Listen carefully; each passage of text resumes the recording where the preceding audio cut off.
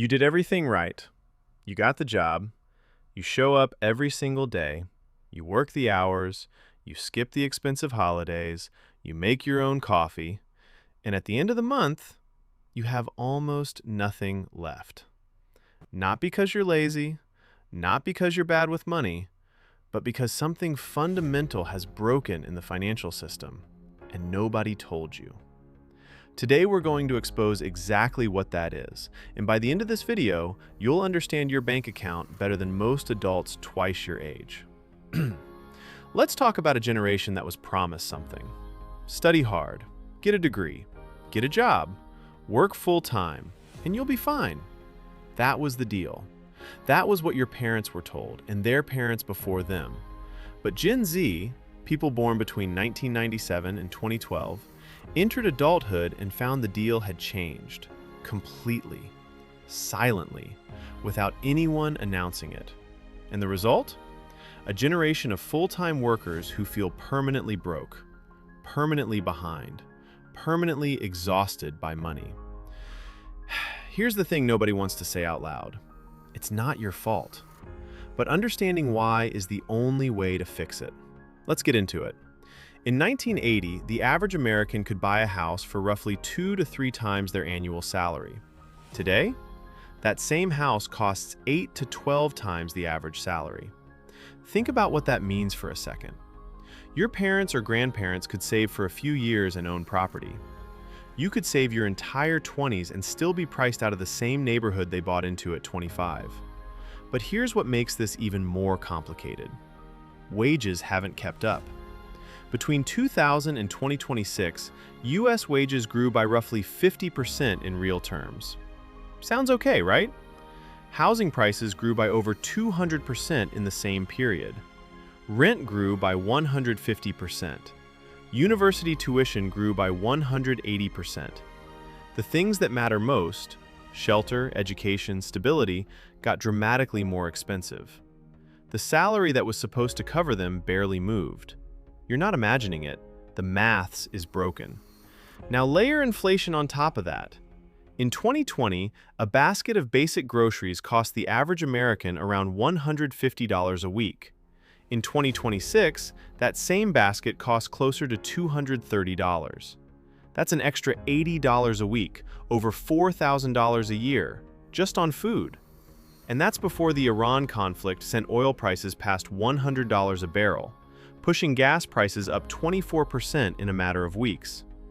Think about what inflation actually is for a second. It's not just prices going up, it's your salary going down in purchasing power every single month, without anyone touching your paycheck. You got a 3% raise last year? Inflation ran at 4%. Congratulations, you technically got a pay cut. That's the invisible tax. And Gen Z is paying it harder than any generation before them because they entered the workforce right as it accelerated. The generation that was told education was the path to success is also the most indebted student generation in history.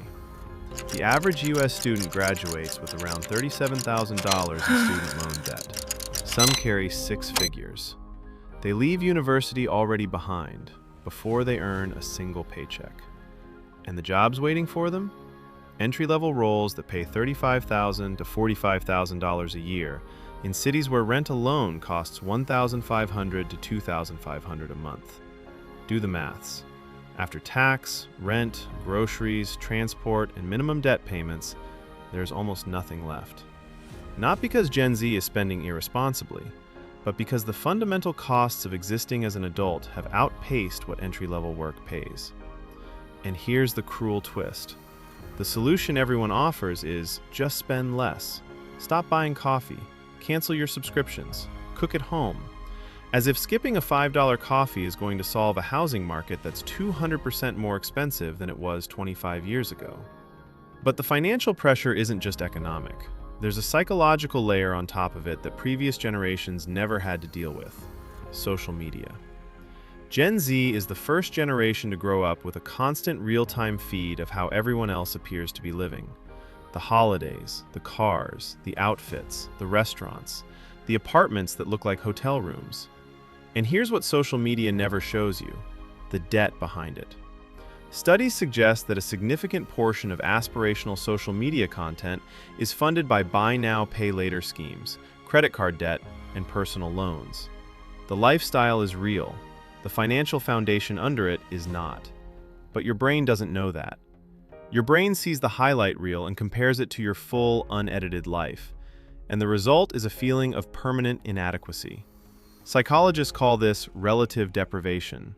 You might be objectively okay, fed, housed, employed, but surrounded by images of people who appear to have so much more. And it makes you feel poor even when you're not. Now combine that feeling with an economy that genuinely is harder, and you have a generation that is both actually struggling and psychologically convinced they're failing. That combination is devastating. Here's the uncomfortable truth that nobody in a position of power wants to say. The financial system that exists today was designed in a different era, for a different economy, for a different kind of worker. After World War II, Western economies boomed. Jobs were plentiful, unions were strong, housing was affordable, and a single income could support a family. Pensions meant you worked 30 years and retired comfortably. That world is gone. The modern economy offers flexibility, which sounds positive until you realize flexibility often means no pension, no sick pay, no job security, and no predictable income. The housing market has been financialized, meaning property is now an investment asset as much as a place to live. Investors and corporations buy housing at scale, reducing supply and driving up prices for people who just want somewhere to live. And the cost of healthcare, education, and childcare, the three things that most affect quality of life, have all dramatically outpaced inflation in most developed countries. Gen Z didn't create these conditions, they inherited them. So if the system is broken, what do you actually do? Because here's what I don't want this video to be. I don't want it to be a list of problems with no path forward.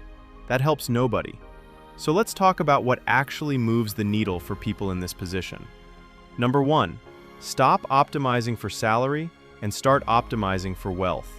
A $60,000 salary with low expenses and consistent investing beats a $100,000 salary that's spent every month. Income is not wealth. The gap between what you earn and what you keep, that's wealth. Number 2, assets over lifestyle. Every time you get a raise, before you upgrade your lifestyle, ask yourself if you can redirect a portion into something that grows. An index fund, a small investment property eventually, even just a high-yield savings account while you build the foundation. The people who escape the broke cycle aren't the ones who earn the most.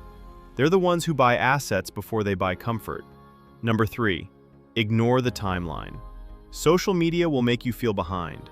Behind on home ownership, behind on salary, behind on life milestones.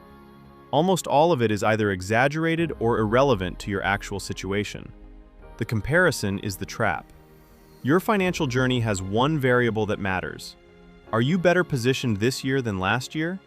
That's it. Number 4, understand the system you're operating in. The people who win financially aren't smarter. They just understand how money actually works, compound interest, tax efficiency, how debt functions, what assets actually build wealth over time. That. And it's why channels like this one exist. Here's what I want you to take away from this. Feeling broke when you're working full-time is not a personal failure. It is the predictable output of a system that has become increasingly tilted against young people entering it. Housing costs too much. Education costs too much. Wages haven't kept up. And social media has added a psychological layer of pressure on top of genuine economic hardship.